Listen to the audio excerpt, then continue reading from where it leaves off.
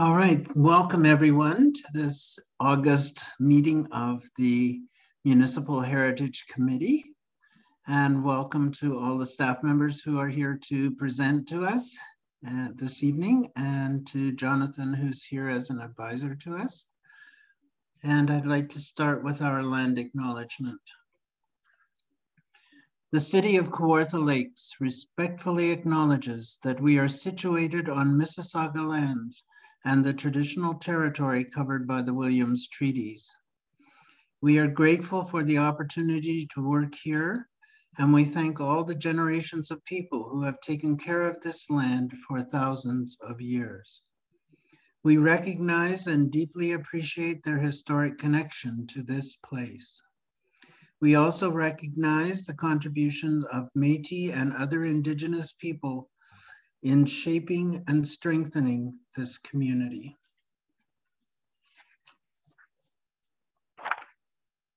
So, I now call this meeting to order. So may I have someone move the adoption of the agenda as revised this afternoon? Ian, may I have a seconder? Jim, thank you. All those in favor? The motion is carried. Are there any declarations of pecuniary interest in those items which are on the agenda today?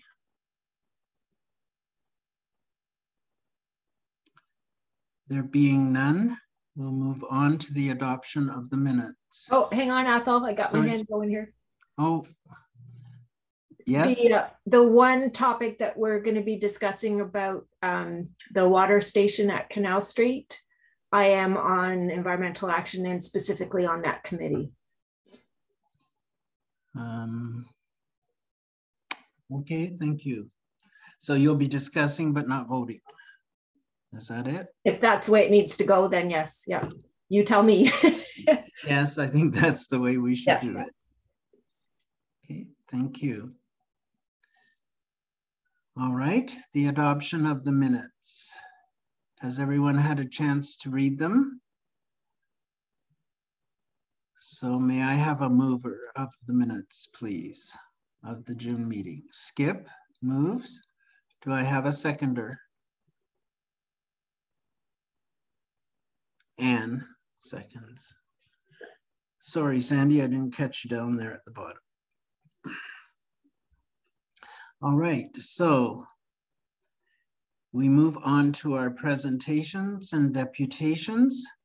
And the first one is the Old Jail's exterior space beautification project. And I believe, Jennifer, you are going to speak to us about this, or Jocelyn, sorry. Thank you. Yep, it's Jocelyn Gill. I am here today to talk to you about that beautification project, definitely. And then I also want to touch base on some other projects that Building and Property currently has ongoing that are of interest for you guys, just for reference, so that you're aware of some other projects we have going at the same time. First, I want to start off by introducing myself. I know I've seen some of you here before, maybe not for a few years. Some faces are new. So my name's Jocelyn Gill. I'm Supervisor of Capital Projects for Building and Property with the city. I know previously Jorg Peterson has also attended the meetings to go over some projects with you guys. He was our manager for Building and Property. He's still with the city, but taking a secondment elsewhere in the city. I've also got Carrie Kish. She's on the call here today. And I know Angela Urich has been here before to speak with you guys as well. They are both our facility project delivery coordinators. So they help me tackle some of the projects that we've got ongoing on our large list of projects for Building and Property.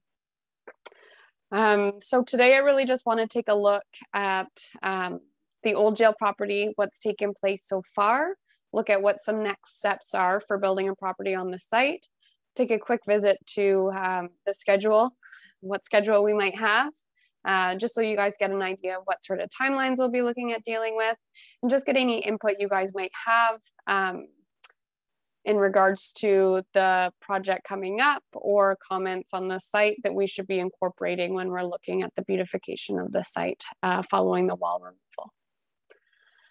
So just to touch base briefly on what's taken place so far, I know it's been brought to your attention before, obviously, the demolition of the courtyard walls that has taken place early this year. I think it's been an ongoing item. I think the initial information was brought forward maybe back as early as 2018. So I don't think that's a new topic or a surprise to anyone.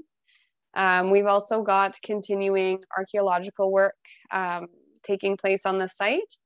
And then we also have some minor topsoil installation and seeding that we still intend on completing on the site, just to really close off that wall demolition project. When we look at moving forward for the beautification of the site, so we've been able to review documentation that we've got on file, and any documentation that we've got from records and land management. So we've been doing some inquiries internally about just regarding any information that might be helpful when we're looking at what the development of the site might be moving forward. But I also want to ask you guys that if you have any sort of documentation that might be beneficial when we look at what that end result might be, and it might be able to add to that, that you put that information forward to myself for building and property in general. I suppose that would be coming through Emily likely, but just any sort of information that you think is important for building and property to review and include when we're looking at what is required for that development moving forward. We really need to take a look at wants versus needs when we're looking at the beautification project. So if I were to break that down, it's a standard for building and property when we're completing our capital projects that we have a full list of what our wants are and a full list of what our needs are for capital projects. And I mean, this would be no different when we're looking at our different user groups and people that we should be receiving input from on the project. We make sure that we're pulling all those different items into one location. And that's information that we give to the consultants when we get to that point on the project. I don't want to say we filter through, but we look at those needs, we look at those wants, and we make sure that we're delivering that scope of work to the consultant when it comes time to get an actual design. So that is one thing that I'll ask from you guys, not necessarily right after this meeting, but so that we can get some sort of it doesn't have to be a formal memo, but some sort of just a memo that we can keep in the file so that we can see what some wants versus some needs are for the project moving forward, and kind of cross references between our different teams that we're dealing with on the project. When I'm talking about the teams, again, it's standard for building and property to have a project team and a client team, really two different groups of people, but we'd be looking at including you guys as part of one of those team members for constant input and information throughout the development of the project. And that's really just because obviously the site is something that you guys have interest in and something we try to do on a regular basis with our heritage projects that we're dealing with. But I know sometimes it gets a little bit lost in the waters, but the last couple of years have kind of been a little bit of a write-off from that side of it and getting into the meetings and that type of thing. But we really would like to be able to pay more attention, to be able to bring items of concern to you guys. For example, this beautification project, so that we can keep you guys apprised. Nothing's a surprise. That's not really our end goal, to just say, ta-da, here's the end project and here you go. But we do usually have those two teams, so the project team and a client team. To give you an example of some other people that would be part of that team for us. So we would include the Victoria County Historical Society, as well as you guys, the Municipal Heritage Committee. Oftentimes we'll include senior management in that because they obviously also have a large input to what the wants and needs are on city property. And then when we're looking at the project teams themselves, we often deal with staff members such as the IT division, procurement division. So those are really internal divisions that we bring forward throughout the development of the project. So I think that's really the difference between the client team versus the project team. So just so you guys know, that is something that we'd look to keep you guys incorporated on as we move through the development of the project. And yeah, we'll just keep all parties involved when we're dealing with different phases of the project. It's not something that we expect to have completed overnight, but if I were to talk about schedule for the project just quickly, obviously we're pulling this list of wants versus needs from the different members that we hope to have as part of this client team. And we're hoping to be able to have some sort of design, not a final design, but just a draft, hopefully in place by the end of the year. That's so that we're able to get some sort of costing on what the proposed site plan might look like in place for capital of 2023. I know we're getting pressure from senior management to make the site beautification project a higher priority, because things are kind of at a standstill at this exact moment now that the walls are down, and what we'll be looking at moving forward. And then if we get the capital funding that we need for it in 2023 and we're able to finalize the design in that time, obviously that's something that can go forward with 2023 in year projects. Intent is going to be that we do have an architect to complete the design and some proposals for what the site might possibly look like. We're not going to come with just one site plan and call it a day at that. The expectation will be that we'll have multiple options for review, pull together opinions and comments from everyone and go back and forth a few times when we're working with the consultant. There are also maybe sub-consultants when we're dealing with something like this, such as an architect or landscape architect when we're dealing with the landscaping, etc. So we're making sure that we're looking at the block as a whole when we're looking at what we really need to have for an end result. We're looking at the needs of the jail specifically, making sure that we're accommodating them in any way that we can to make sure that they're able to carry out their programs that they need to and function the way that they need to. And then we're also looking at the general beautification, just making sure that it is something that the city's proud of when we're finally at the point that it's been actually completed on site. We've provided, I think, a few just idea site plans, just items for conversation. I think previously, end of last year, maybe. I believe you guys have been privy to those. I'm not 100% sure, but I'm pretty sure that was something that York provided. And then there's also some information in regards to site plans from the Victoria County Historical Society too. So, I mean, just like I've said earlier, the intent is really to pull in all the different wants and needs and ideas from everyone and be able to kind of filter through and see what we really need to have as an end result. So at this time, that's really where we're sitting right now. We don't yet have a consultant on board. It's really just pulling those ideas all together.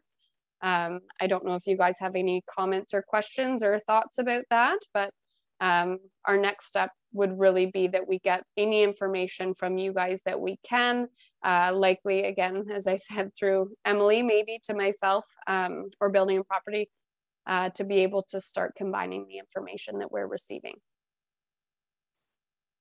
Is there any questions? Thank you, Jocelyn. I do believe, and Emily can correct me if I'm wrong, that we did give feedback to Jorg on that first concept drawing that was presented to us. Yeah, we provided that. quite some time ago, whenever Jorg originally gave it to us. So which I think was hopefully Jorg got it to you, Jocelyn. If not, we can provide you with a copy. I don't think I have a copy on file. Maybe if I dug through some of his old ones, I might be able to, but it would definitely be helpful if you could just resend what was previously provided, if it's still available somewhere. So Emily, I'd like to request that you forward that to Jocelyn. Yeah, I'll just shoot an email off to Jocelyn and attach whatever comments were provided. I'm not sure if we commented on it one or twice, but I'll pull together everything that we had and send it to you. Sure, that would be helpful. Again, it's just really making clear those different items of what wants would be for the project versus what needs are on the project. And I mean, it's definitely helpful having comment on what we've provided, but really just looking at that high level, like what we're looking at in the grand scheme of things of what we're trying to accomplish. And then we can work out those how details after how we accomplish that, but really just getting that high level what we need to accomplish when the project's completed. Well, I think one of the high level needs for the Heritage Committee was a memorial for the jail and the people who were executed there. And is that one of the items that's identified on the information that was sent to I believe Jorg? so, Yeah. Jocelyn, yes. Perfect. Are there any questions from the committee or comments? Ian? Yes, thank you, Jocelyn. One of the concerns or things that was discussed, I believe it was in February, Emily, it was in the winter at some point when we looked at this last, was once the wall came down, the gates were left up, which are surrounded by sort of a concrete and stone structure. They're still there. When you go by, it kind of looks like they're being almost propped up. And we were sort of, I guess, wondering as a committee, kind of, is that something that will be incorporated into a new design, or will that be there in situ indefinitely? Will it be moved? Because standing there by itself, kind of without any kind of context, it does look a little odd, shall we say, almost like a sore thumb sticking up. So that was one of the things I recall from our last discussion. I just wondered if you could provide any clarification at the moment about that. Yeah, I know there was a request to have the gates remain. The details of that I'm not really familiar with, but whether we look at relocating it or what the plan is for the gates, I'm not 100% sure at this time. I mean, there's no clear direction saying that it needs to stay where it is versus relocating elsewhere on the site. It's definitely something that we'll look to address. Again, our priority is making sure that we're filling those needs of what the site will be, and but also at the same time making sure that we're keeping as many of the heritage aspects as we can for the site itself. So I know the request was to have the gate, well, my understanding is the request was to have them remain, but I think we can definitely look at whether they stay there, whether it would be relocated, or what we'd be looking at moving forward. I think one of the comments we made is perhaps incorporating those gates into the memorial. Right. If I remember correctly. Anyone and is else? that something, oh, sorry, Athel. Go ahead. I was just going to say, was that one of the items that were identified on the document that was provided to Jorg earlier as a follow-up to the discussion pieces? I believe it may have been, but it was like January or February when this conversation occurred, and I haven't refreshed my mind on that letter, but I believe that was in the letter about preserving the gates and making them part of something. Okay, I'll take a review of that document again. I don't know offhand as to really what those requests were, or what it was including. So I'll review, I'll familiarize myself with it, and at our next conversation, I can touch on it. Okay, perhaps, Emily, we could ask you to forward that letter back to the committee so we all refresh our minds as to what was in that letter. Yeah, and I the can do that. I'll priorities. circulate it to everybody. So that's, I mean, that was kind of the committee's first kick at the can too. Yeah. So And we'll send it around, and then as the project goes forward, we can revise as in conversation with Jocelyn and Building and Property. great. Anything further from the committee? All right, Jocelyn, thank you very much. May I have someone move the acceptance of this report for information? Jim, and seconded by Ian.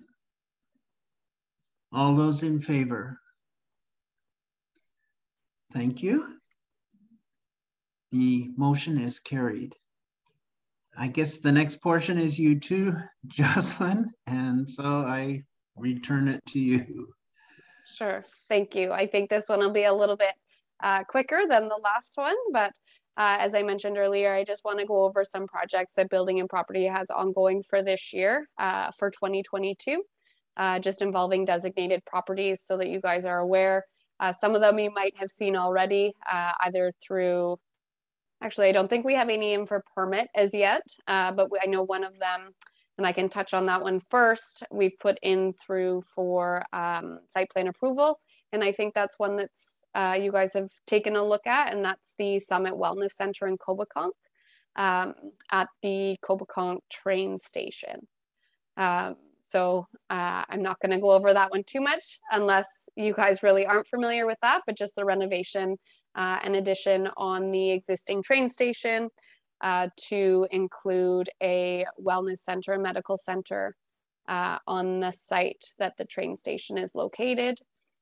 And currently that is still sitting with planning division for site plan approval. It's been a little bit of a lengthy process, but I think we're nearing the end of that so that we can keep moving forward with the project. It's one that Building and Property obviously is responsible for.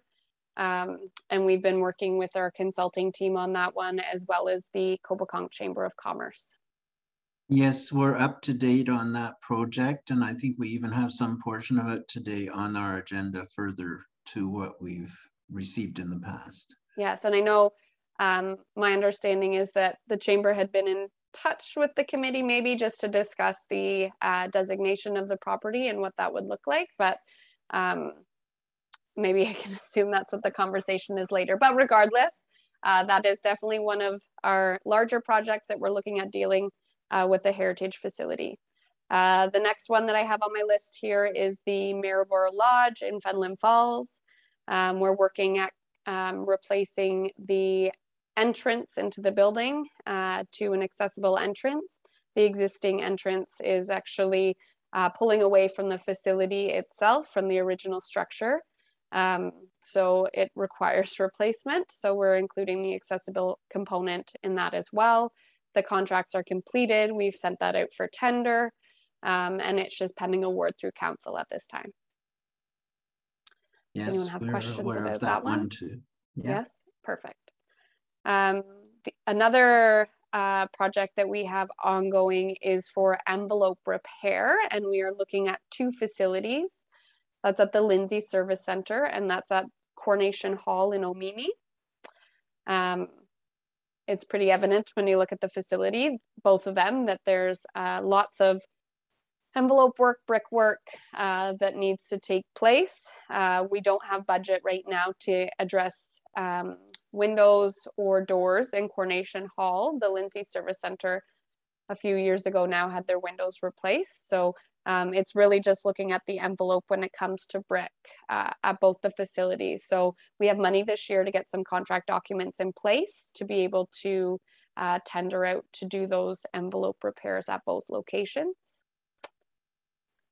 We've also got a building condition assessment project that we can use to assist with the development of that building envelope project. Those building condition assessments will be interior, exterior, and include review of multiple components throughout the facility. And that's going to be at both 180 Kent, the Bethany Library, and the Oakwood Library. And then the last project that we have ongoing right now is at the Fenland Falls train station art gallery. And we, again, have an envelope project for that facility, not brick, that's a wood-sided facility. So we're working on documents now in-house for wood window restoration, not the windows specifically, but the sills around the windows, they need some work. And then as well, looking at restaining the exterior of the facility. So I think that's really the list of the items that we have right now ongoing in 2022 that we're hoping to address at some point this year or the beginning of next year. All right. Are there any questions or comments from the committee?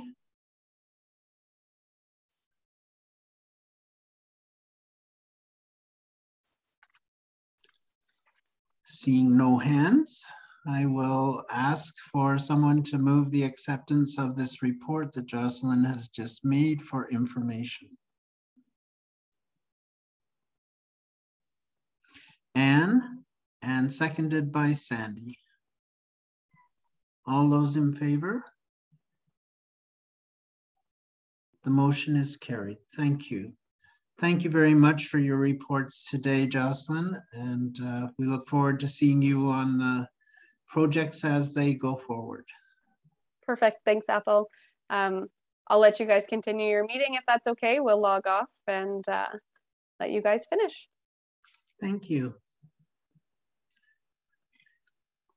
All right, we have item 4.1, which is a report, and it's Emily. We'll hand this to you relating to amendment of designation bylaw for property 17 Sussex Street North, Lindsay. Thanks, Ethel. All right, so this is a bylaw amendment. Essentially, it's replacing Schedule A in bylaw 2018-141. I had to look up the number, of course. So this is for the Leslie Frost House. It's on Sussex Street, and we've had a couple of bylaws in this situation. So in 2018, when we did our bylaw updates, some of those were not done very well.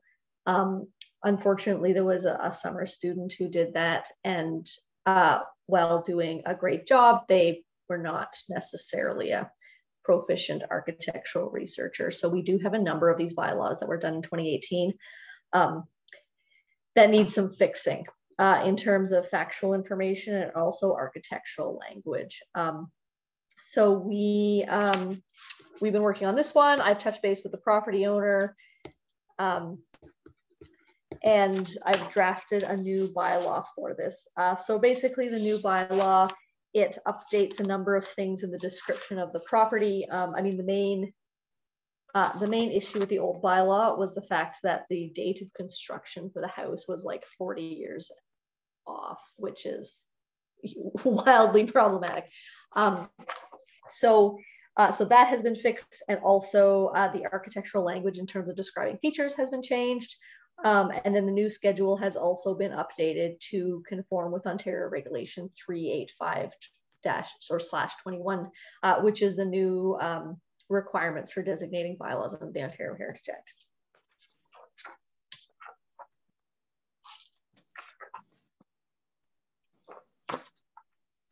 That's it on that one. It's pretty straightforward.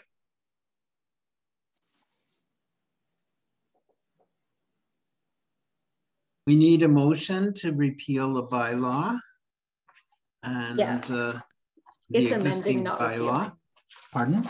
It's to amend the bylaw, not to repeal it. Oh, it's amending only? Yeah. Okay, it says 5.01 repeal bylaw. Anyway, so we are making a motion to amend the bylaw relating to this property. Does anyone have any comments or questions relating to the reasons for this amendment?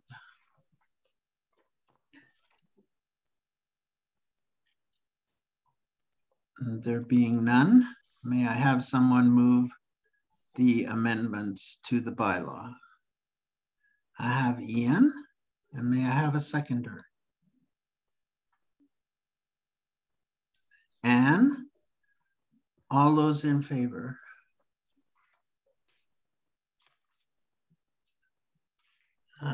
I'm not getting any information from Bill or the other on the phone. So is there some way I can understand that they're voting for or against something?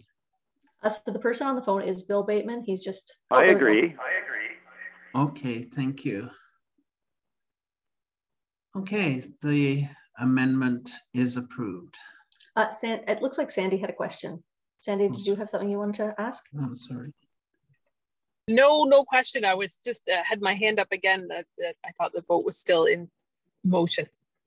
Sorry, Okay. I thought that you were putting your hand up to ask a question. No problem. All fine here. All fine. Thank you. Okay, thank you very much. All right.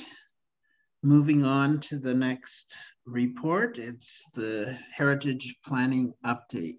So back to you, Emily. Thanks, Ethel. All right, so just a few things. This is the update on the Heritage Planning Program for June and July. So June 21st council meeting, council listed a bunch of properties. This was the list that the committee put forward in April. There were a few properties that council chose not to list, primarily because of owner objections, which were 77 to 83 William Street North in Lindsay, 17 John Street in Fenland Falls, 106 Elm Tree Road down in Valencia, and 1464 Highway 7A in Bethany. And also the bylaw to designate 15 Dodge Street was passed, and the notices for all of those things were issued. So that was done. Then our July 19th council meeting, I presented the Heritage Conservation District study to council, and it was endorsed and approved. And council has instructed us to proceed on to the study, or proceed on to the plan phase, sorry. And there's a report further on down the agenda about that, so I won't get into that now. They also instructed staff to issue a notice of intention to designate for 761 Salem Road. And at the same time, council, we're very busy in council on the heritage front these days, which is great. So a bylaw was passed to designate 6697 Highway 35, which is the Kobe Medical Center, and then also to amend the bylaw for 746 Janetville Road. And the notices for those have been issued as well. I think the newspaper notices actually appeared today. So those are out, and that is great. The next thing is the Ontario Heritage Conference. So in June, myself and Laura and Skip attended the Ontario Heritage Conference in Brockville, and it was very good. So in future years, for people who want to attend, we should have some budget to help offset some of those costs, basically registration for that. The next thing is the Heritage Inventory Project. So we've launched those in Bob Cajun and in Bethany in late June. So we had our 2 public meetings. Well, actually we had 3 public meetings. We had 1 online. There's a recording of it on Jump In if you really want to hear me talk for 45 minutes about the Heritage Inventory. And the inventory collection days had started. So we had our volunteer training this week, which is great. And we're just divvying up who's going to do what sections of what community. And people will be going out, myself, our volunteers, including some members of this committee. Thank you for coming out to do some inventorying throughout the rest of August and also into September and October until we get all those data points collected.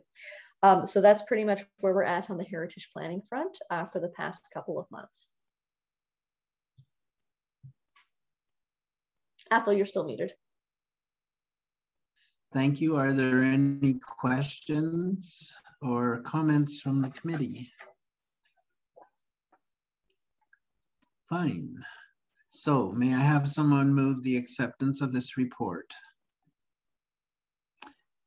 Sandy, and seconded by Skip. All those in favor?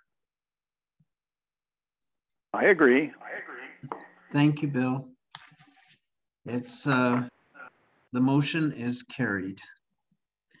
So next we have a proposed heritage designation of 33 North Water Street in the Township of Bexley. Back to you, Emily. Thanks, Ethel. All right, me again. So this is an owner requested designation for a house in Kobe. It's a little vernacular property on the river. It's very cute. It's prime. It has a couple of points of cultural heritage value. It's a very good example of a vernacular gable front house, and as well as being representative of balloon frame construction, which is quite interesting. And I mean, there's lots of balloon frame construction houses around, but it's always nice to have one designated because usually they get torn down.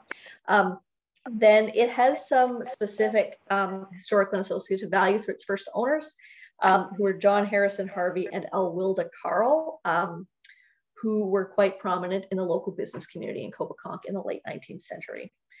So those are the main reasons for designation. The heritage evaluation report is attached. Yeah, so this was a request from the owners. They came forward, I think in, did I say when? April, and asked that the property be designated. It's not one of our listed properties. They just kind of came forward out of the blue, which is fine. Nothing wrong with that. So all good. And I've dropped my pen, hold on.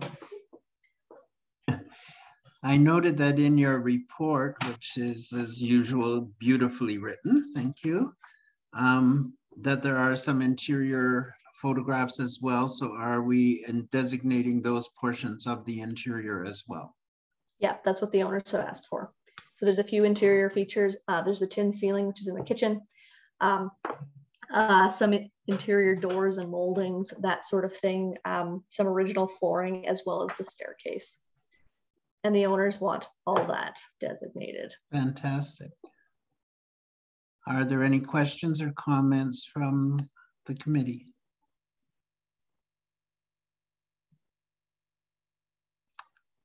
Anne? I just want to say thank you to Emily, because sometimes, you know, reading all this stuff takes a little while, and then you hit onto something like that, and it's so enjoyable to read. You really do a great job. Thank you. Yes, I agree. Thanks, Anne. I always like writing tons of stuff to make you read huge agendas all the time. I was laughing with my wife when I showed her, and here's the bibliography. She's currently studying at university, so we really appreciate the way you write. I particularly do. Thank you. No Wikipedia here, folks. It's all above board. Yeah, it's Wikipedia. All right. Do we have any further questions or comments? There being none, may I ask someone to move the motion to designate this property? Skip, and then Bill Peel seconds. All those in favor?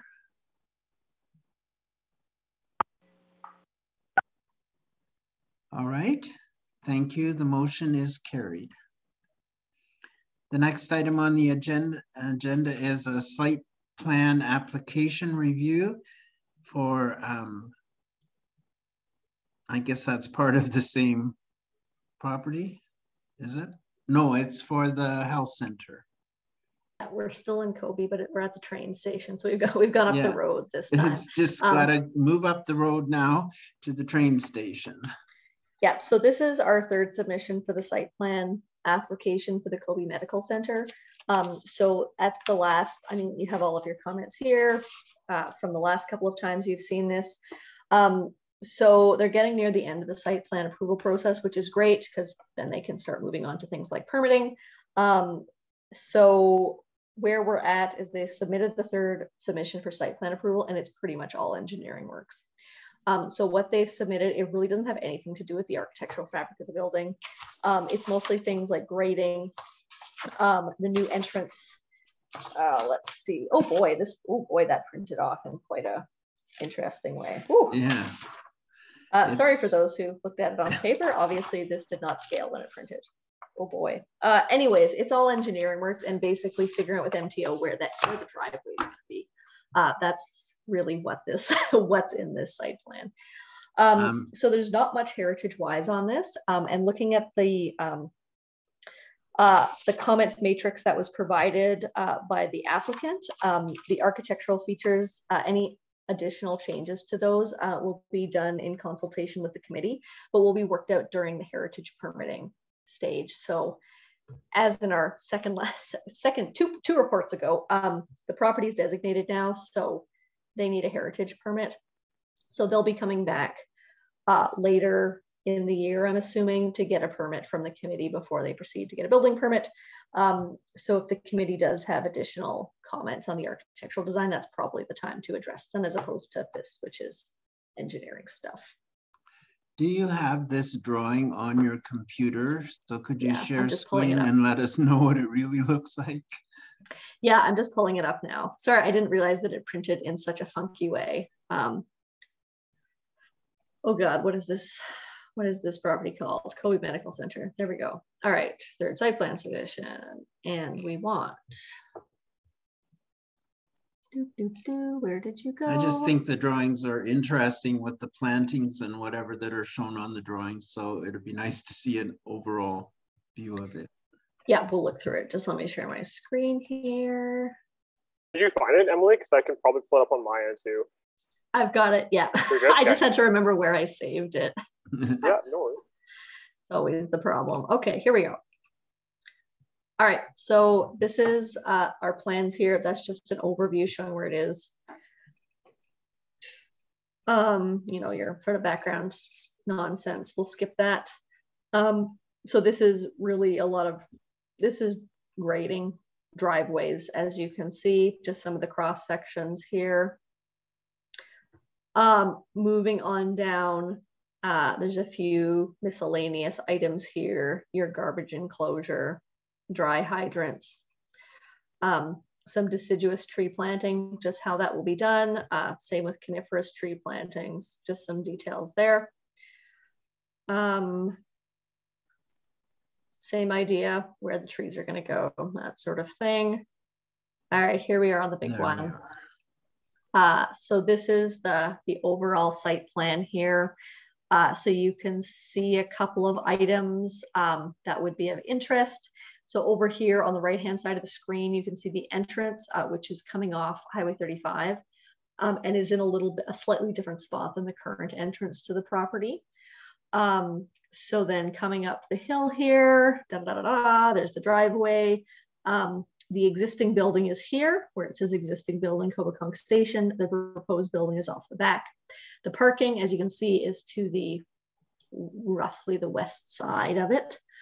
So there'll be parking down here as well, with the driveway splitting off and going up to the side of the building and down in front of it, which is basically what it does now, but it's a little bit of a different configuration. Okie dokie. Let's see what else we have. You can see here, there's some erosion control happening behind the building, which is good because it's pretty steep there. And then also you can see where the planting is going. And that's sort of more or less the gist of it on the site plan front. So that's what we have overall there. The only comment I had with the plantings, I'm hoping that they don't obscure the view of the station from Highway 35. I think they should be fine. I mean, it's up on that's a steep slope. So I think it probably should be fine, depending on what they're using as the plantings. Yeah. So I don't know if that's worth a question as to what they intend to plant and what the height of growth is. That's a question I can just flip over to Ian, who's the planner who's working on this file. Just for clarification, if you'd like. Are there other questions or comments on the drawings? Ian? Yeah, just to your comment, Athol, about the height of the plantings.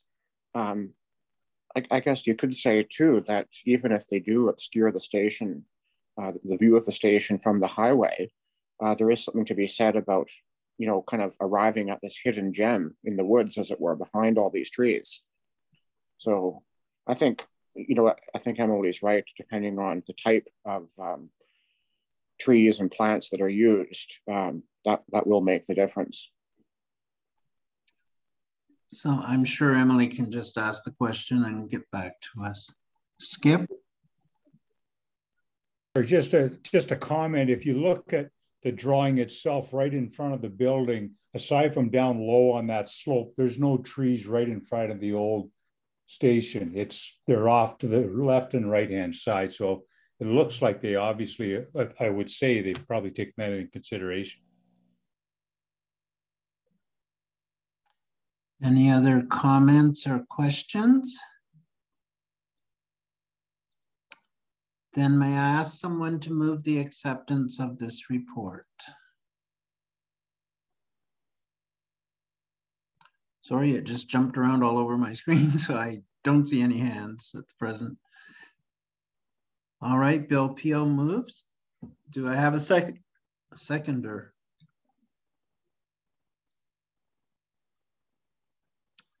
Anne, all those in favor?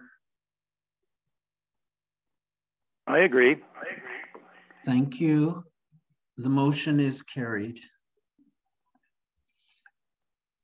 All right, the next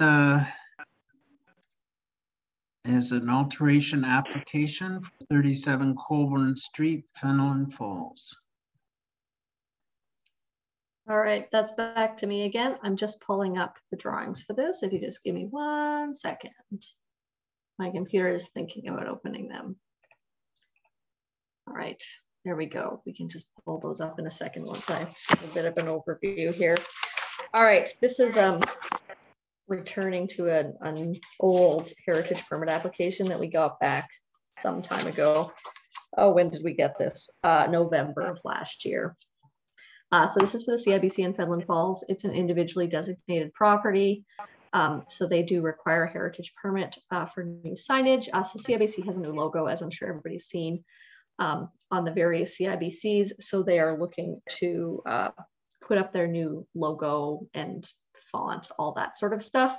We don't regulate that kind of thing, but we do regulate things like signage envelopes and that sort of thing. So the committee received the signage before, which is currently in a backlit box attached to the building, and sent and requested that the applicant propose some more suitable signage for this. So what the committee had requested at the time was that because the city is working on phasing out backlit boxes, that the backlit box be removed, the backlighting also be removed. If any additional lighting if there was lighting, then it would be external illumination, gooseneck lighting, that kind of thing. And that also that the logo, that there be raised lettering and logo. So that it was more consistent with what we were looking for heritage signage at the time. So, I mean, the signs look the same. It's still CIBC, like, you know, there's nothing we can do about that. Now, when I had received this from the applicant and wrote the report, I was not entirely clear as to whether or not they were removing the sign, the backlit sign box or not. They did indicate that they were removing the lighting, which is good, obviously. And I just got an email back from them and I'm going to pull it up right now. It looks like they do want to use the existing sign box. So that is where we're at right now. Their concern, just looking at their email, is that removing the sign box would cause quite a bit of damage to the building. So they would like to put the new sign in the old sign box without the backlighting to keep that, and with raised lettering on the CIBC and the logo. So it's a CIBC logo and then banking center. It's pretty basic. So the committee can decide what they want to do with that.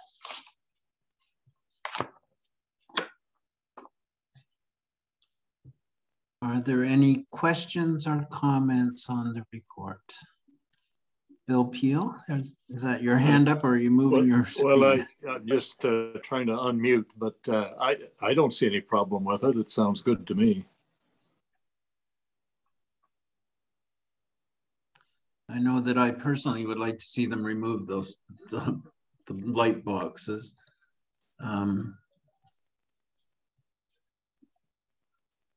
I think they could ameliorate whatever damage there was caused by the boxes. Usually they're only held up periodically into the brick, but it sounds like we're not going to win that one. Is that right, Emily? Not necessarily. I mean, the committee can go back and request that the light box be removed if that is what the committee wants to do. You know, we don't have very good signage guidelines in the city. So in terms of what we can actually enforce, it's a little bit edgy. In terms of what we can ask for, we generally ask for people to remove the sign box. Most people do it. If we can enforce that or not, that's sort of on the edge. So the committee can ask for it. If they say no, there's not too much we can do to force them to do it, to be perfectly honest. Yeah, that's what I thought. Jim? Yes, it's been quite a while since I've actually taken a look up close. What is the actual condition of the sign box? Because if I use downtown Lindsay as an example, some of the thicker of that period, the sign boxes that went up for backlit, you know, signage are deplorable. They're rusted, they're corroded. I mean, my personal preference would be for anything in Lindsay to meet the same kind of expectations. And I do recall something in signage bylaw. It might have pertained more to Lindsay than, you know, than across the city. But it was recognized, and that's why wording was put in place that these light boxes would be replaced. One, the newer ones, the newer boxes as a backing plate to the new signage are thinner. Two of the ones that do remain or were reused technically illegally in Lindsay or left up, new signage put over them, there's holes, there's rust, there's corrosion, there's paint peeling. My personal preference would be that they explore an option. I don't believe it would be that expensive, and they could come up with something newer and that would cover the same expense if deterioration of the brick behind the sign is an actual concern. I mean, if we're not able to do this, and I'd be surprised if they weren't able to do this, because I would think that they would have the resources to do it. I mean, there's ways of repairing the brick. There's ways, it happens all the time with buildings.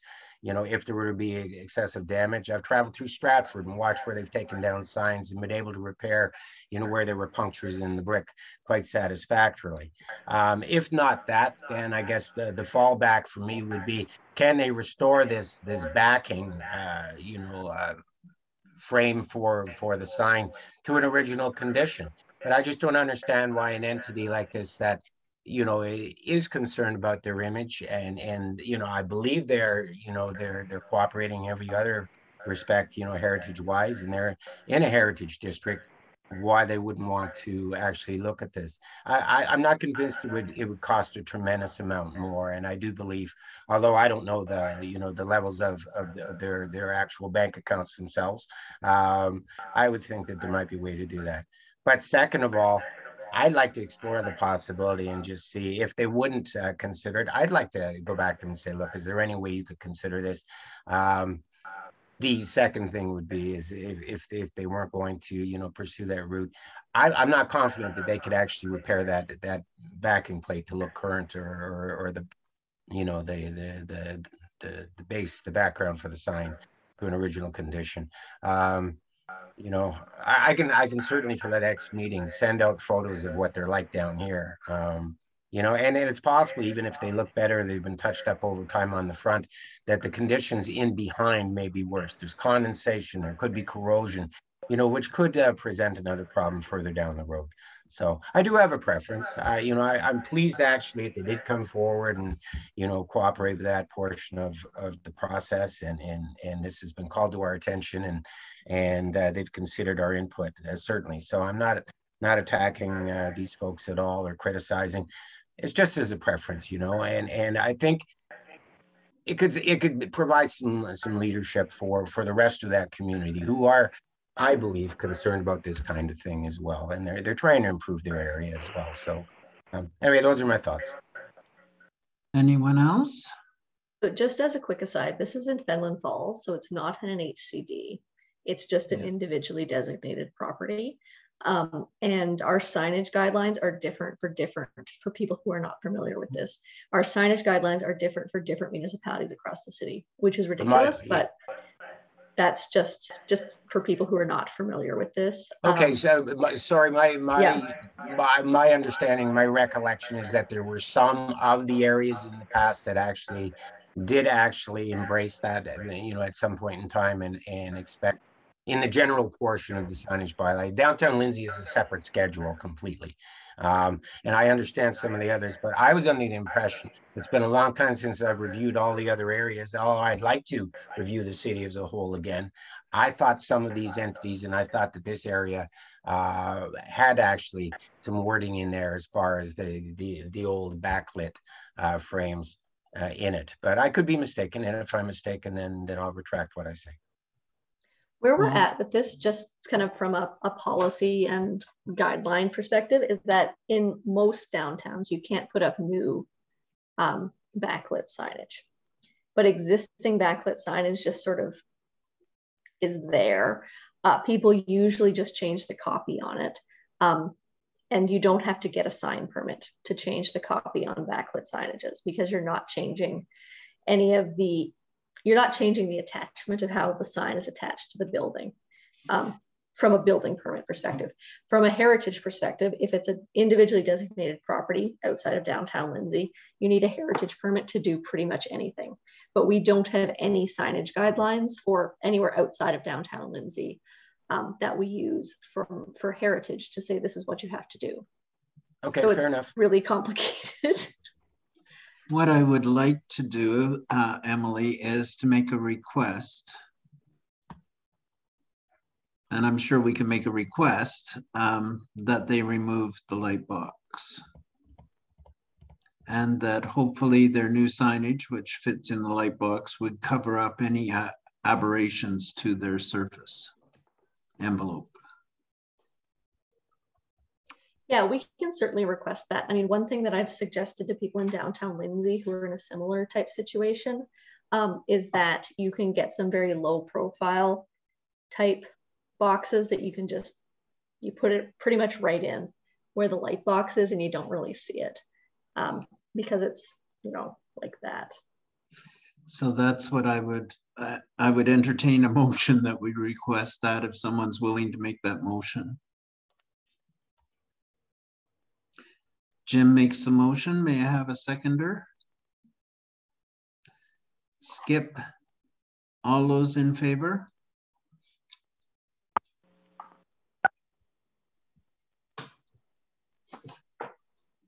All right, motion is carried. So do we need a letter for that, Emily, or you can just communicate it? I'll just communicate with them via email. That's what we usually do. I'll just send them the motion so that they have it officially, and then we'll have some back and forth with them. Okay, thank you. Thank you. So moving on to the next item is an objection to the listing of property at 17081 Simcoe Street, Mariposa Township. Could you take us through this one, Emily? Okay, so this is the second objection that we've gotten to a listing of a property on the Heritage Register. We got one last time, which was a property out in Eldon Township. So this is the second one that we've got. So just to give people a refresher under the Heritage Act, how it works now is that when we list properties on the register, we send them out a notice before it goes to council, which is just a courtesy notice. That's not statutory. Council lists property on the register. And then once council says, you know, these properties are listed, these ones, addresses, so on and so forth, we send out statutory notices, which are required under the Ontario Heritage Act, which go to the various property owners saying, council has listed your property on the register. If you would like to object to the listing, this is what you do.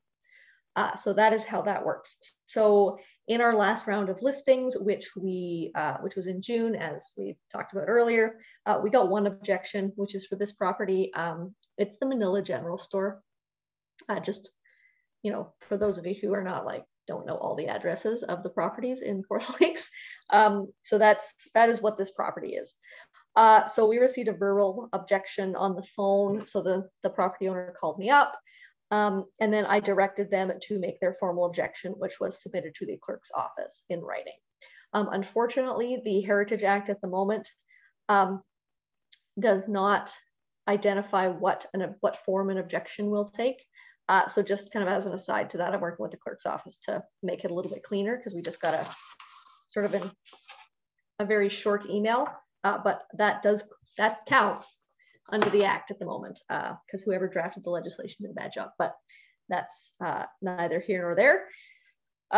So the written objection, it's attached as Appendix A, and basically they don't want the property listed. That is their objection. There isn't any rationale beyond that. So the staff recommendation for this particular property is that the property remain listed on the register, and that the owner, that it stay on, and that the owner's objection be dismissed effectively. So how this works is that the committee reviews it, the committee makes a recommendation, that recommendation goes to council, and council has the final say. So the committee can either choose to recommend that the property remain listed, or it can recommend that in light of the owner's objection, that the property be removed from the register. So the staff recommendation on this one is really based on the fact it's the only historic commercial building left in Manila. That's it, that's all. It's on a pretty busy intersection, and it's a great redevelopment site.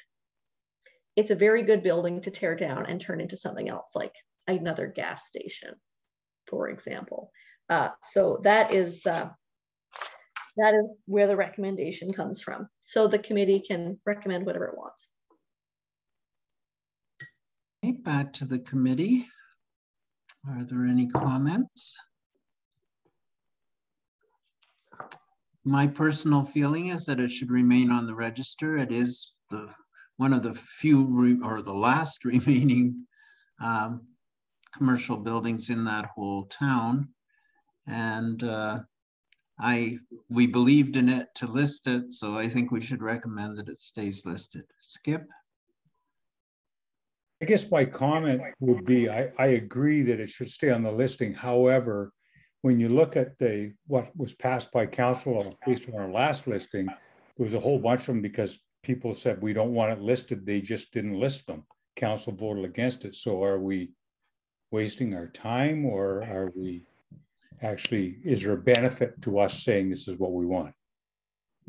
I believe we're establishing our parameters, and it's up to council whether they remove it or accept it. Apple, can I speak? Sure. I'd just like to speak in opposition to the motion. I don't think it's appropriate to list a property when the property owner is not in favor of the listing.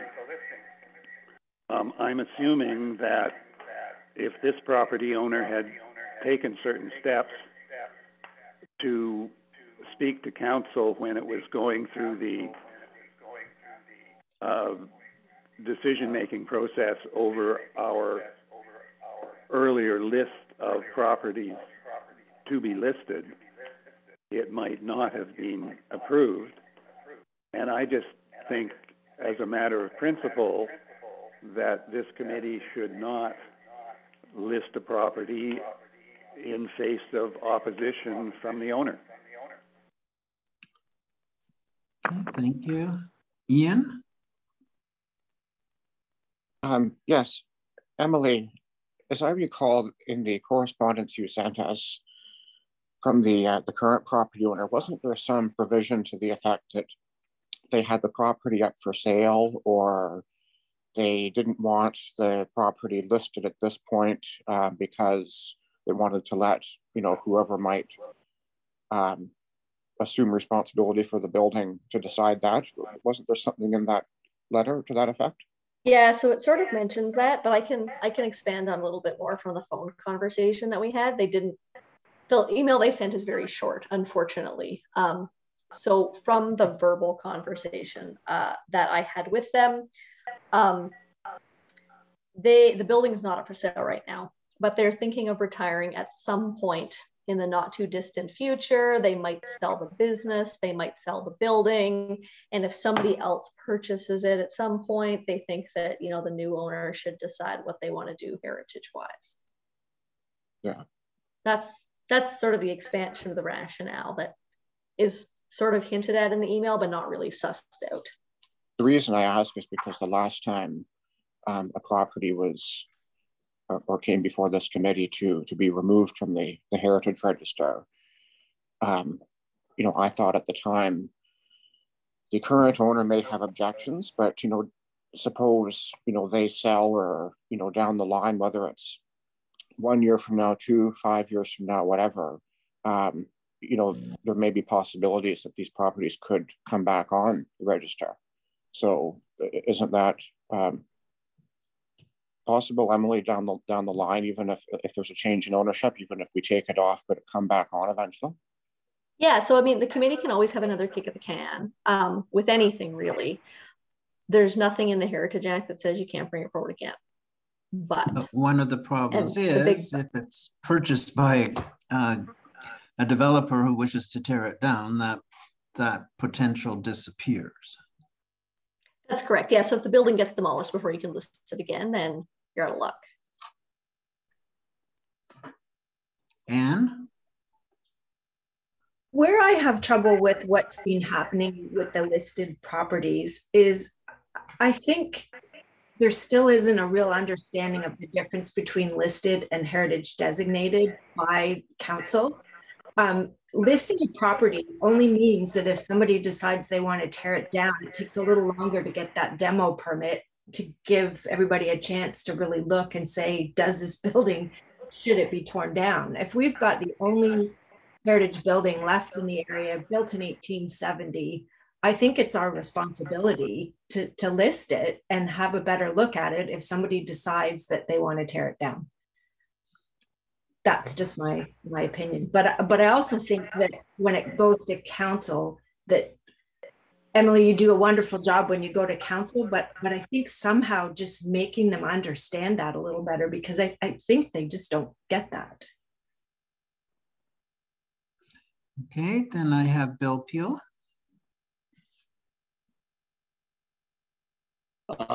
My feeling is just like Anne said, that the most likely buyer of that property is going to be a developer. I can't imagine anybody buying it to be a general store. You know, they're kind of going out of fashion, and it's not a very attractive property to start with. So I would think anybody buying it would be buying it with the intent to demolish it and make it into something else. So having it listed just puts one more step in that process and another chance to have a decision about whether it can be demolished or not. Thank you. Anyone else? So do I have someone prepared to make the motion to retain the building on the list? I would make that motion. Do I have a seconder? I got a whole bunch of hands going up here. Anne, all those in favor?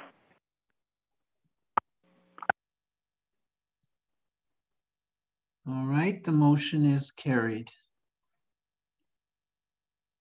Thank you, everyone. And the next item on our agenda is the Old Mill Heritage Conservation District update. So I pass this back to you, Emily. All right, me again. So this is where we're at with the Old Mill HCD. So we touched on it briefly in the Heritage Planning update. Is the study went to council in July, and council has endorsed the study, which is great. So good job, everybody who participated in it. Thanks for your hard work, and yay. So that's really exciting. So we're going to be starting a Heritage Conservation District plan for this particular area. So there's some background in the report just about what a Heritage Conservation District plan does. Basically, at the end of the day, it's the development and design guidelines for this area. And then also providing policy on how we conserve the heritage attributes of this particular area. So there's a few things coming out of it that I'd just like to touch base with the committee about. So probably the plan phase will take about 12 months. So I'm looking to bring it back to council next summer, maybe next fall, depending on how long things take. You know, things always take way longer than you think they will. So once the plan is complete, that goes to council, and then council adopts a designating bylaw to make it into a heritage conservation district. We're doing this in-house again, so no consultants. It's me again. Sorry about that. Sorry about that. I'll write the plan with support from all of you, as you did with the study and did an awesome job with. So one of the things that would be super is if the committee form a subcommittee to assist with the plan phase for the district development. So we dissolved the subcommittee for the study before it went to council. And it would be great if we could reconvene a subcommittee for the plan phase. So that subcommittee would help with the plan development, doing public meetings, reviewing the plan, providing feedback, helping out with some of that design guideline development as the project goes along. So that's one thing coming out of it, which is great. We do have our first public meeting scheduled. I finished sorting it out with our facilities folks today. So our first public meeting is going to be on September 15th at the Armory. So mark your calendars if you want to come to that.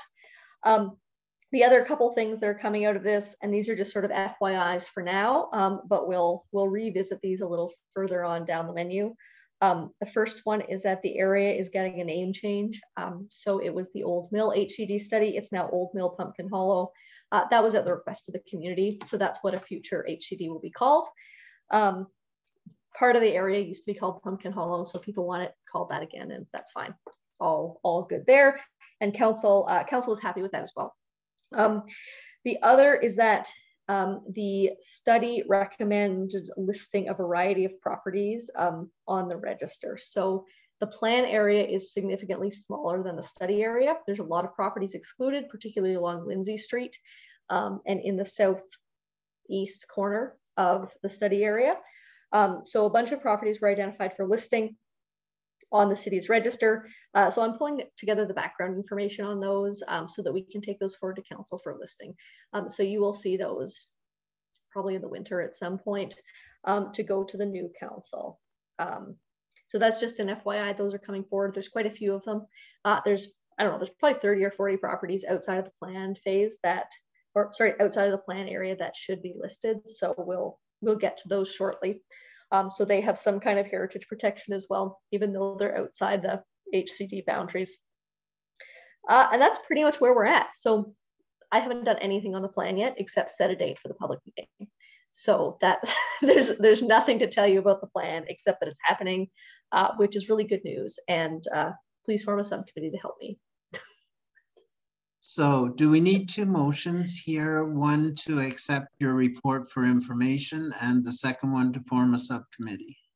No, you can do it as one motion. Do it as one motion? Yeah. Okay. And then figure out who wants to be on the subcommittee. So I'm gonna write your names down. All right.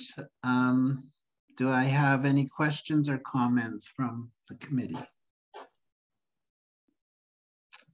I think it's ideal for the committee to help our wonderful staff support person here who does these marvelous reports, and to consult and carry some of the labor from her. So I'm in favor of there being a subcommittee, and I'm willing to serve on it.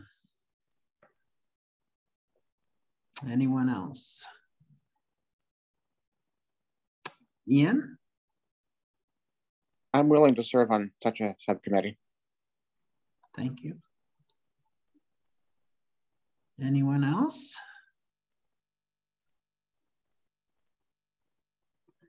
Jim? You're muted, Jim.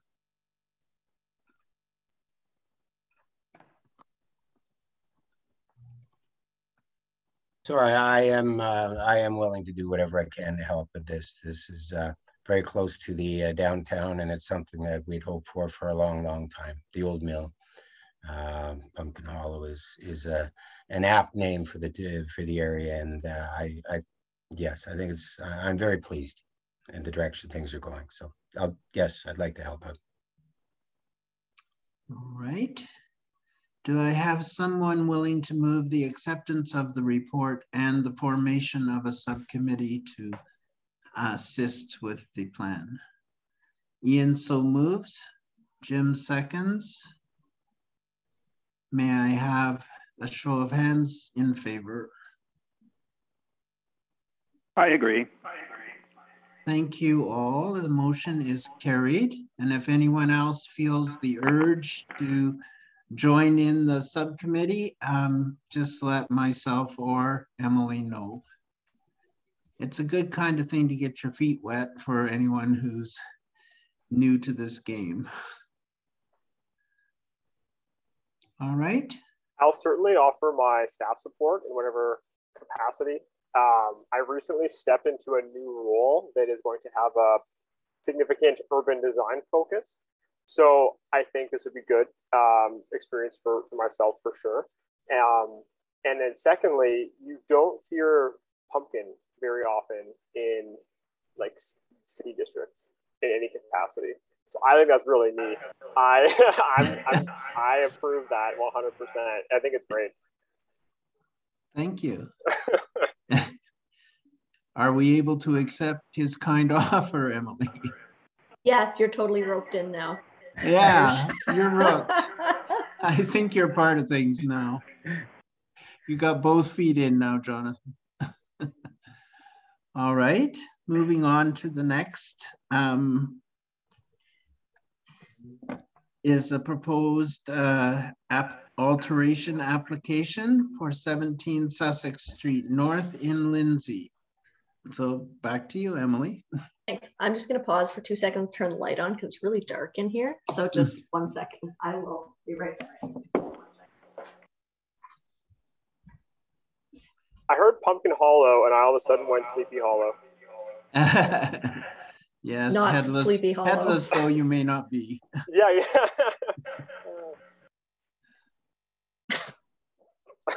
Yes, our heritage districts are creepy in Kawartha Lakes. That's awesome. And I don't know if we're allowed to ride horses through the area in cloaks. You can actually. Ian and I, when we were doing the study, we saw people riding horses through the area. Fantastic. So you may there ride you horses. Go, Jonathan. I have a cloak I can loan you. two birds on that one. All right, Jim. Yes, actually, Jonathan, I'll direct this towards you. There's some rich history there around the name and what's involved in that history too. And perhaps we can get together for the coffee sometime and I'll enlighten you on that. Yeah, absolutely. That sounds great. Very good. Thank you, sir. Well, that'd be good for the subcommittee to hear as well. Okay, done. So moving forward to the next item on the agenda is an alteration application at 17 Sussex Street North in Lindsay. Okay, so this is an alteration application associated with the $1 Million Makeover Program. So as I'm sure everybody knows by now, sometimes we get alteration applications that come out of $1 Million Makeover funding, where in normal circumstances, they wouldn't have to apply for a heritage permit, and this is one of them. So we require that anyone who is doing, anyone who receives funding from the city to do work on a heritage property receives a heritage permit, even if they're doing like painting, just to make sure that anything that we're paying for is consistent with the heritage preservation of a property. So really what the owners want to do is they're buying new storm windows. That is the extent of what they're doing with this. Normally we would not ask for them to do this. The reason that they're getting new storm windows is the current ones are old and they just want to replace them. The storm windows will be plain, you know, they can take them in and out. And the main goal is to protect the leaded glass windows. So there's quite a number of leaded glass windows on the front of this house. This is a Leslie Frost house again. It's the same property that we talked about earlier, just if it seems very familiar. So they would like to protect those, and also storm windows are very good for energy efficiency in heritage buildings. So we're always supportive of people using those instead of replacing historic windows with new stuff. You know, staff are supportive of this. It's not really an alteration to the building. It's just getting new storm windows. Do we know the format of the storm window they're going to do? Are they those aluminum ones, or are they wooden framed, or? I believe they're aluminum ones. That's what they have now, and they're just getting the same thing. The old ones, I think, are disintegrating. As in, I know the old ones are disintegrating. They look really bad. I've seen them. Okay. Do we have any comments towards this heritage permit application?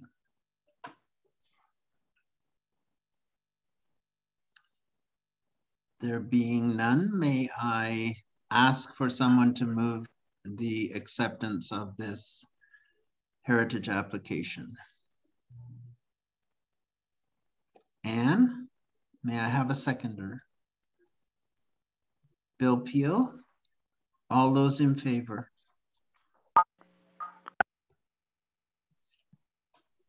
The motion is carried. All right, subcommittee updates. The Designated Properties Subcommittee.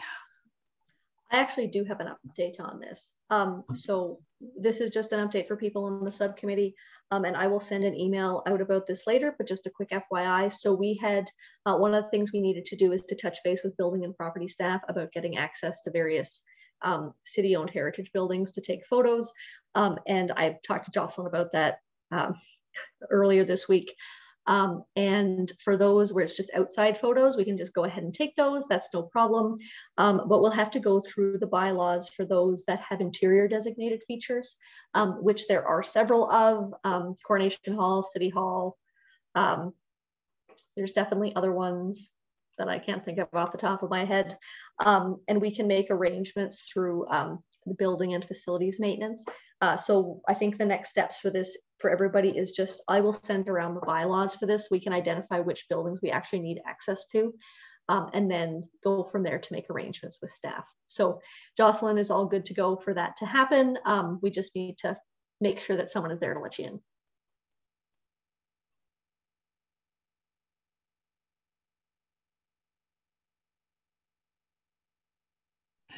May I have someone move the acceptance of this report?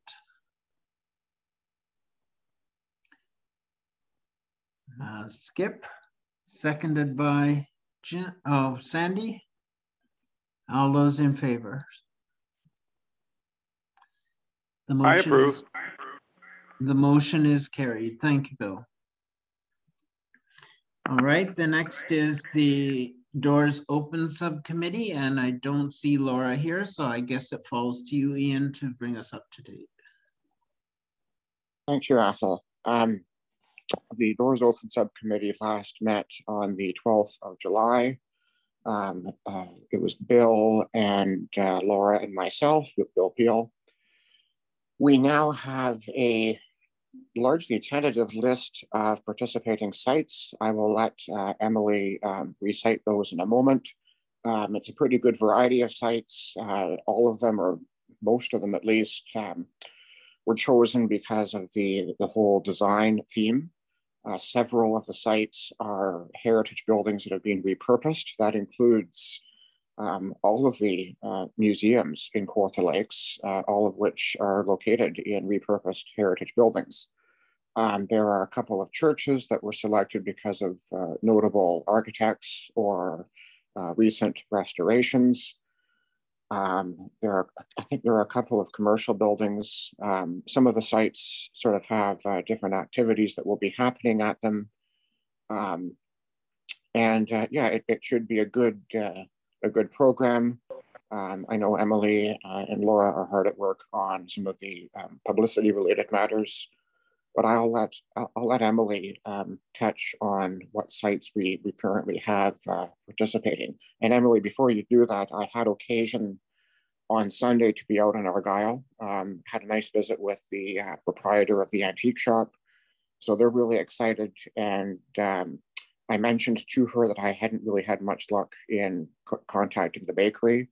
And she said that they tend not to participate in these sorts of things. So I said, well, if we put a sign out in front of the blacksmith shop, I'm sure people will go here, then go to the bakery and vice versa. So, I mean, Argyle's not a very big place, but I'll let Emily carry on from here. Thanks, Ian. Actually, what I'll do is I'll just show everybody where we're at with the Doors Open website. So I've been tossing stuff up as everything gets confirmed onto our Doors Open page on the website, which is a heck of a lot better than last year because the staff of the trust are actually, you know, checking to see what people put up. Okay, here it is. Ta-da! Okay, Courth Lakes. So there's 8 sites on here. We actually have more than that confirmed. So we have the Boyd Heritage Museum, Cherry Tree Lodge, the museum formerly known as the Old Jail, which is now called Courth Lakes Museum and Archives, the Argyle Antique Store, the Bethany Post Office, St. Mary's Catholic Church in Lindsay, Sturgeon Point Union Church, Williams Design Studio. We also have confirmation from the Kirkfield and District Historical Society, their museum, but I haven't finished their entry yet, and also St. Andrews in Lindsay, and it's the same thing. I have not finished their entry yet either. So that's what we have confirmed so far. So that's 10 sites, which is really nice. There might be a couple more that we're still sort of figuring out at the moment. And there's a few kind of eventy type items that are ongoing as well. So someone who is a relative of Ian's, yes, is doing some music. Yes, Ian's cousin is doing music at St. Andrews in the afternoon, which is great.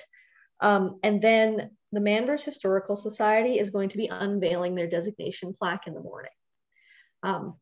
Details to be announced, but apparently that's what's happening. We talked about it on Tuesday, so I'm gonna add that into their listing. It'll probably be at like 11 or something. So I will be down in Bethany for that. But they have their designation plaque now, so they're gonna put it up and they're gonna do a little thing in the morning that people can go to, and we'll just add that on to their listing. So that's where we're at with the sites. Hold on, I'm gonna stop sharing. We also have some marketing materials that will be distributed over the next couple of weeks. So we have some little postcards that will go to the service centers. We have some posters as well. And there's also the 3 driving tours. So we did 3 driving tours last year. We're doing them again with a few updates to reflect our new sites. I'm just updating those right now and I'm not done yet. So I'm gonna try and finish those off either tomorrow or early next week. And then we'll get those brochures printed off as well so people can pick up print brochures for the driving tours. And then the driving tours will also be added onto the Doors Open website. So we've got lots of stuff for people to do. I believe, Emily, too, that I know the Kirkfield people, there was some discussion there about having some kind of, you know, value added kind of feature at some point during the day, but I'm not confirmed on those details yet. And I think there may have been a couple of other sites in Lindsay that had sort of a design focus, which I think you and Laura were going to be following up on. Is that correct? Well, it's nice to see that they're publishing our list online again this year. It's nice to see some support from the province. Are there any comments or questions to Ian?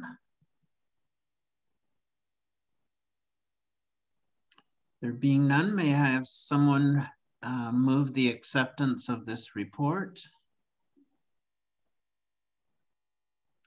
Bill Peel, may I have someone second it? Skip, all those in favor? Thank you. The motion is carried.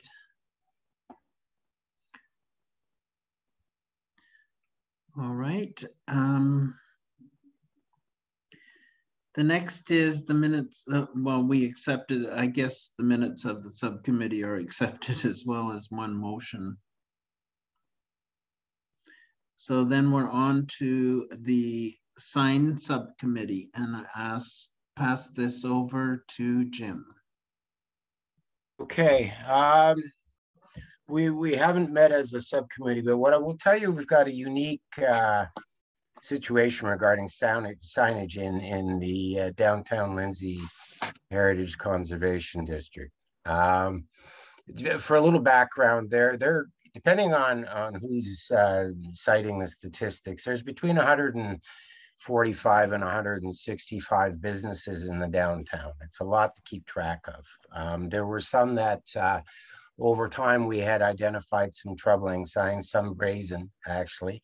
I can tell you that I and others tried very hard to put good wording in place for the signage bylaw, which is in the form of a schedule, which I mentioned earlier for downtown Lindsay. We didn't get, as a committee, or actually two committees, we didn't get the wording that we were after in full regard, you know, a good number of years back. So what I will say is we desperately do need to actually revisit a signage bylaw. I know that Emily and Deborah before her have tried, you know, and put a lot of effort in to try and, you know, rein this in and bring people that have not been compliant with even the existing wording of the bylaw. But still there are some signs that, you know, that stand. Some of the owners behind these signs still have not cooperated or corrected. I don't know how you get them to do this. I honestly don't. It still needs to be followed up on. It's frustrating when I talk to businesses in the downtown and they just say, well, you know, why do some have to comply when we comply, when we look over and other people aren't, and there doesn't seem to be anything that seems to be able to be done to bring them to comply. I can tell you that one, and we've talked about it before, it's not a confidential thing, but One Eye Jack has a backlit sign, and they came up with it. And I'm certainly of the impression or the understanding that they knew full well that they were supposed to, you know, cooperate, and that backlit signage was not acceptable. It's Las Vegas. And I walked by there the other night and I see yet another sign about what appears to be lit up. It's a new sign. And it's in addition to the One Eye Jack signage, which is front and back on the building and very brightly lit up. It's called Gusto Grande. Very nice that they've built in, you know, the grand or grande, you know, in consistent with the rich history of the Grand Hotel. I like that, but it is new signage. I have no way of knowing, in my position with the signage committee or even on this board, I don't know which businesses apply to the town and actually get approved or whatnot. So maybe I should be reporting on them all. I just can't keep track of it all. Anyway, I did take a look, and I had hoped over the last 3 days to be able to compile some and send them to you, Emily.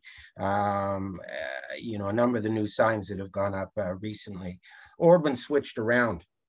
There's some shuffling. There's a number of businesses, and it just caught me off guard that last Thursday's downtown BIA meeting, there was a considerable list of cross traffic, people closing businesses, people opening up, changing locations, far more than I'd even list right now. I'm not even on top of it completely. I actually tried to find out. I took a walk the other day just to try and get to the bottom of it, and I think I'm most of the way there. I don't know how we can do this. I don't know how you build this in. It's nothing to do with the Heritage Committee. I've been after for years to encourage the city to develop a revenue neutral business registry. That way, businesses opening up in the city of Kawartha Lakes would be able to register, or would have to register, revenue neutral. It's not like a yearly fee or anything like this, but at least businesses would not be able to open up, put signage up without, you know, inquiring or complying, you know, with this. Right now, I believe that there's more businesses that are going to probably go for forgiveness and point to other signs that haven't been brought into line. And one of them would be One Eye Jack. I'm also going to say I'm not criticizing One Eye Jack or this Gusto Grande. And I do see electrical cables that appear to be running to this new Gusto Grande, and the signs are up front and back. Nice signage. I don't know if they went through the process and got approved. But what I will say is these folks at least preserved these wonderful buildings when we were all being told that they could not be saved and had to come down. We came so close, it was a razor's edge that they come down.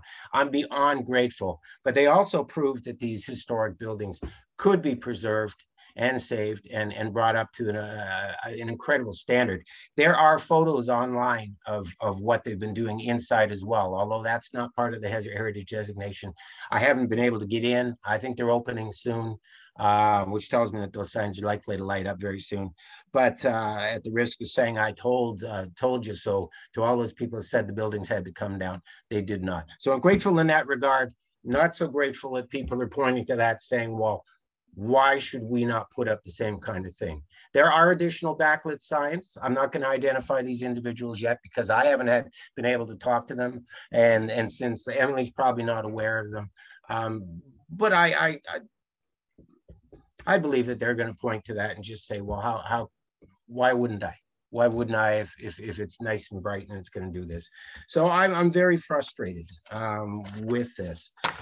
What I will say, there is an unexpected, it's a sad thing. We've lost yet more businesses in this downtown through a combination of COVID and the long period of time, several years now. Well, actually, people say 4 years, I say 5 years of reconstruction. It's just ground these businesses right into the ground, essentially, and people have left and leaves it open for other opportunities.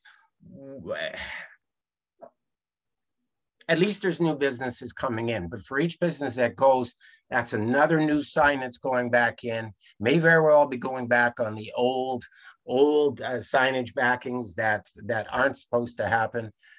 I'm just simply overwhelmed. I don't know. I can tell you that the BIA doesn't consider it part of its purview and isn't particularly wanting involvement in this. They just don't think it's part. Intriguing to me because in the past, the BIA was heavily involved in this, heavily involved. So, but if we're going to have to do it, how do we do it?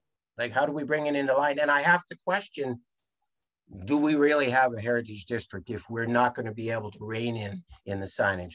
That's not directed at the people that do cooperate, because we're certainly getting some cooperations, but I really don't know. Okay, let's just back up a little bit here. Is the Gusto Grande sign backlit? Well, they haven't lit it yet, but there certainly appears to be electrical running to the back of the sign. But I can tell you the signage on One-Eyed Jack is certainly backlit all along. So in talking to other people, trying to find out whether they're backlit, I don't know about anybody in there. I've eaten in there several times, you know, but I don't know anybody to be able to find that. But those signs are posted, you know, if they were approved. Okay, let's just hold this right now. Okay, so the Gusto Grand sign is not backlit. So it was approved as an externally illuminated sign. So they're not open yet. They haven't done that. The One-Eyed Jack was also approved as an externally illuminated sign. So they obviously did not do what they applied a permit for. So we can deal with that. But the other one, they did get a signage permit for that. And it is not currently backlit. Is that where we're at? Yes. It's not lit up. Okay. I can shoot you a photo that shows an electrical cable going to the back of the sign. That's fine. Unless you see it lit up at night, then if you see it lit up at night, then send me a photo. That's great. If you don't, then that's fine. If you can send me a photo of One-Eyed Jack's lit up at night, then we can do something about it. It's like, I'm not in Lindsay at night. I don't know what happens when it's dark. So if you need me to deal with that, which obviously I will, because they applied for and were given a permit for something other than a backlit sign, because they would not be given a permit for backlit sign, obviously, then we need some kind of documentation to demonstrate that the sign is backlit. Then we can proceed with telling them to change it. Just send me a photo of it at night. That's all I'm asking for. Is there anyone else that has seen this thing lit up at night? I have. Okay, it's not my imagination then. All right, I'll do that. Great, thank you. So we can, unfortunately, because you know there's only one of me, we can do stuff with these signs. It takes a long time. Most people who have new businesses or who move around apply for permits, they get them, they're doing what they're supposed to be doing. So for example, Rustically Signed, just to pick on them, because they always do what they're supposed to, they moved locations, they got a new signage, they went through the process, their sign is fine. So most people are doing, probably not most people, a lot of people are doing what they're supposed to be. So we're getting there. A lot of the signage companies locally that do sign copy, they know they have to do permits, so they're coming on board as well. So just from an internal perspective that you don't see obviously as the committee, people are getting there. It's slow, it'll take some time. There's obviously people who are just doing whatever they want, but we are moving in the right direction. Any questions or comments? All right, may I have someone move acceptance of this report for information? Ian, thank you. Seconder?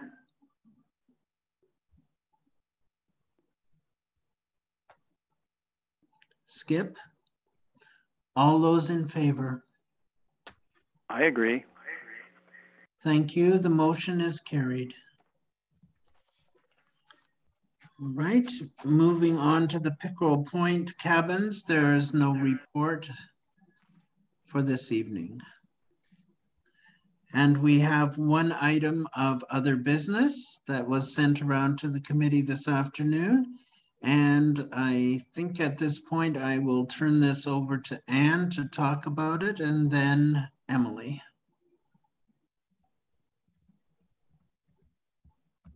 Okay, well, the item is a request for a heritage permit to install a water bottle drinking station at 21 Canal Street in Bobcaygeon, which is the Boyd building, which is heritage designated.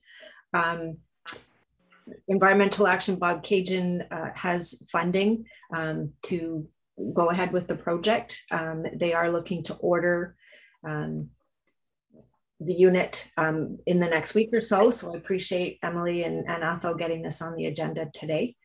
We have the approval of the city who currently owns the building, and we also have the approval of the Boyd Museum who will be owning the building. So there's a little bit of up in the air as to who owns it, as to when it will be installed. So we got approval from both.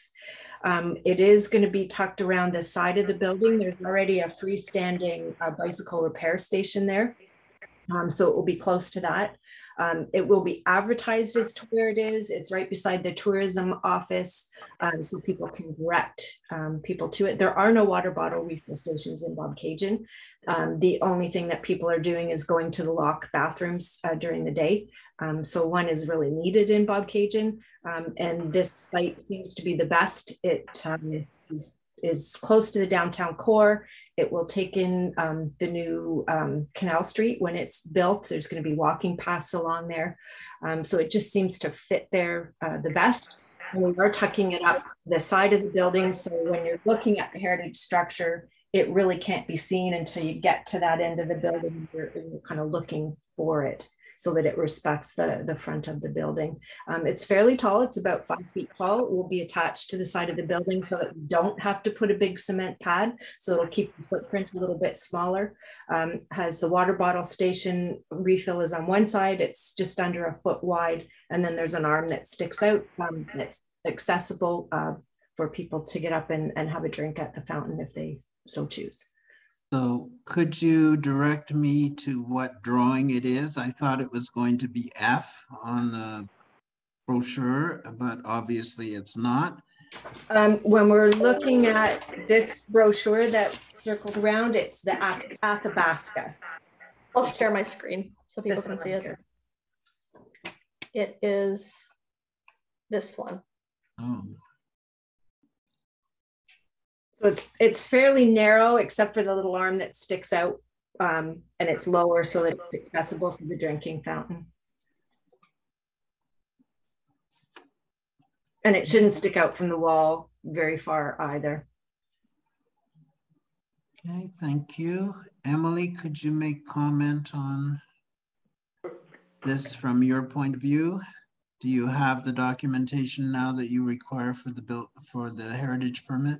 Yeah, so Anne sent all the documentation in. We have approval from the Boyd and from Community Services, which is good. You know, from a heritage perspective, this is fine. It's just a water fountain. It'll be tucked around the side of the building. So I don't have any concerns with this. Okay. Are there any comments, questions? Then may I have someone move the approval of this bottle refill station? Is that a question, Sandy, or you're making the motion? No, I'm making the motion. Okay, thank you. May I have a seconder? Okay, Bill Peel. All those in favor?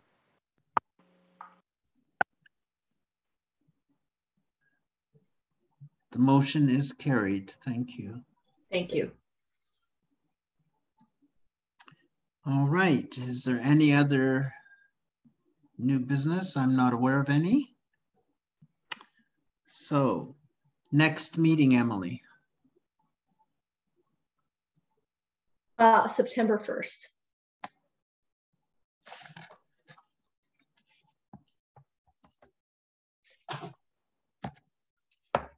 Right. May I have someone? Oh, there's Daisy. She's come to make the adjournment motion. May I have someone move to adjourn the meeting? Skip, may I have a seconder? Anne? Thank you very much, everyone, for attending this meeting this evening and helping us get through our agenda. And I wish you all a very happy month off until September comes around and we all get back to normal. So thank you. Thank you.